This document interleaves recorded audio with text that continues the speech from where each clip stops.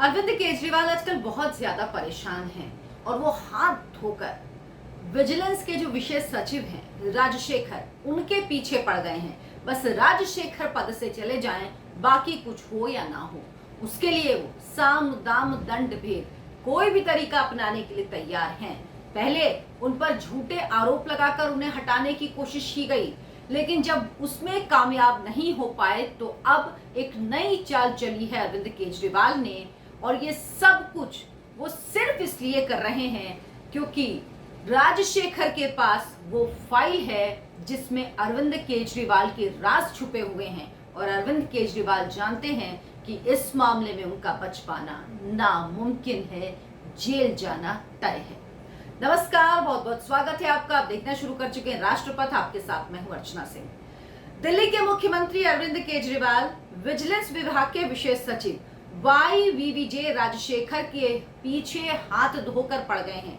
केजरीवाल ने अब एक नई चाल चली। दिल्ली विधानसभा में एक याचिका समिति होती है, उस याचिका समिति ने राजशेखर को बुलाया है दो मामलों के लिए। पहला मामला जिसमें एक व्यक्ति ने राजशेखर को लेकर दिल्ली विधानसभा के स्पीकर से शिकायत की कि राजशेखर से जब वो नौकरी के लिए गए, नियुक्ति के लिए गए बात करने, तो उन्होंने उनको जाति सूचक शब्द बोले, यानी SC/ST के तहत ये मामला आता है, तो इसकी जांच याचिका समिति करे। दूसरा मामला, गलत जानकारी के आधार पर OBC का प्रमाण पत्र बनवाया, ये आरोप उन पर लगा, यानी रिश्वत मांगने, जाति सूचक टिप्पणी करने और उसके बाद अब OBC का नकली सर्टिफिकेट बनवाने के मामले में, झूठा सर्टिफिकेट बनवाने के मामले में उन पर मामला चलाया है, या ये कहिए उन पर कार्रवाई की तैयारी कर ली है अरविंद केजरीवाल ने। पहला मामला जिसमें एक्सटॉर्शन को लेकर उन पर तमाम आरोप लगाए गए थे और ये कहकर सुप्रीम कोर्ट का आदेश आने के बाद उनको उनके पद से हटा दिया गया था। उसके बाद सरकार 19 मई को अध्यादेश लेकर आ गई, राजशेखर की वापस से बहाली हो गई, अरविंद केजरीवाल तिलमिला गए। अब जिस NGO के नाम पर राजशेखर को हटाया गया था, वो NGO के अपने आप कह चुकी है, उसके डायरेक्टर खुद कह चुके हैं कि उन्होंने इस तरह का कोई लीगल नोटिस दिल्ली सरकार को भेजा ही नहीं, ये सब झूठ है। तो पुलिस इस मामले की जांच कर रही है। पूरी बात समझिए, आपको समझ में आएगा कि क्यों यह मामला विधानसभा की याचिका समिति के पास गया है। अब एक व्यक्ति शिकायत करता है कि उसको राजशेखर ने जाति सूचक शब्द बोले।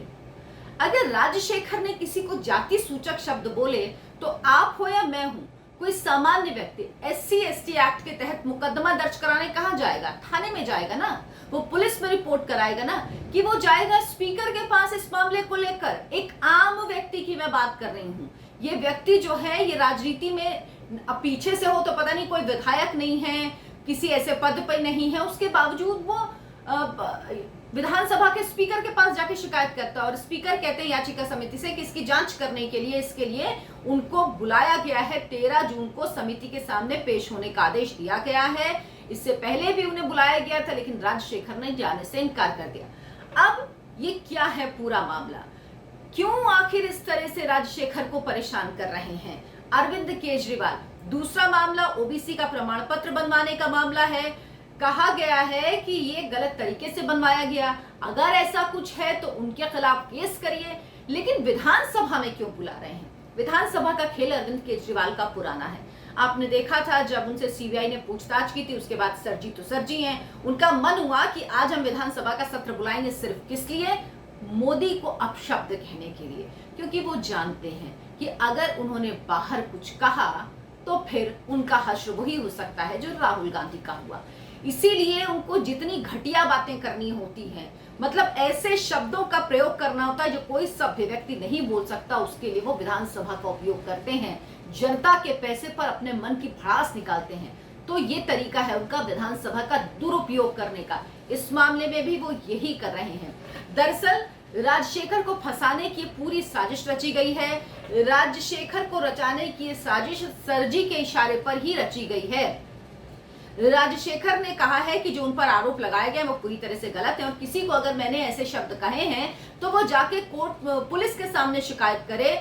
लेकिन सर जी जानते हैं कि पुलिस जिस व्यक्ति ने शिकायत की उसका कच्चा चिट्ठा तुरंत खोल लेगी, तुरंत पोल खुल जाएगी, तुरंत पता लग जाएगा झूठा व्यक्ति है। जैसे पता लग गया था कि जो लेटर, जो लीगल नोटिस की बात की गई वो एकदम झूठा है, जो एड्रेस उसमें दिया गया एनजीओ का वो एड्रेस नहीं है, जिस वकील की तरफ से लीगल नोटिस भेजा गया वो उस एनजीओ का वकील नहीं है, तो ये झूठ की पोल खुल जाएगी। इसीलिए विधानसभा सुरक्षित है। सोचिए किस सोच का व्यक्ति है ये, जो अपनी सुविधा के लिए, अपनी भड़ास निकालने के लिए, अपनी चोरी, अपने काले कारनामे, अपने घोटाले छुपाने के लिए विधानसभा का उपयोग कर रहा है। दरअसल राजशेखर के पास अरविंद केजरीवाल की सरकार के तमाम घोटालों की फाइल है। शीश महल, शराब घोटाला, जासूसी कांड हो या फिर तिहाड़ जेल में जिस तरह से अधिकारियों से सांठगांठ का आरोप हो, डीटीसी बस घोटाला हो, तमाम घोटालों की आप बात करिए, सारी फाइलें हैं राजशेखर के पास। इसीलिए सबसे ज्यादा कष्ट है राजशेखर से अरविंद केजरीवाल को। लेकिन इन सब में सबसे ज्यादा जो अरविंद केजरीवाल को परेशान कर रहा है वो दरअसल है वो फाइल जो शीश महल की है, जिसमें सीधे सीधे अरविंद केजरीवाल का इन्वॉल्वमेंट है, जिसमें वो ये कह नहीं सकते कि नहीं नहीं मुझे तो इसके बारे में पता नहीं।